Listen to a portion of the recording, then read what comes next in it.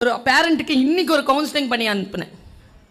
நான் சொல்கிறது நுட்பமாக தெரிஞ்சுக்கோங்க.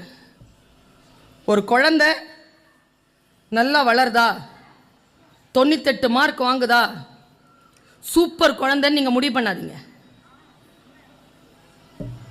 ஒரு குழந்தை 60 தான் வாங்கும், 65 தான் வாங்கும். சில குழந்தை ஃபெயிலாக கூட போகும், ஆனால் அந்த குழந்தை வாழ்க்கையில் ஜெயிச்சிடும். அப்போ ஒரு ஆசிரியராக நான் என்ன சொல்ல விரும்புகிறேன், குழந்தையை கவனிங்க.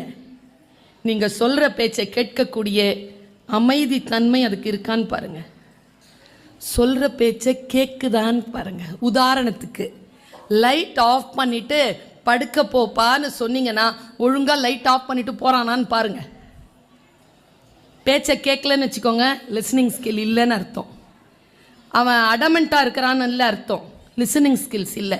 லிசனிங் ஸ்கில்ஸ் அப்படிங்கிறது கேட்கும் திறன் என்பது நீங்கள்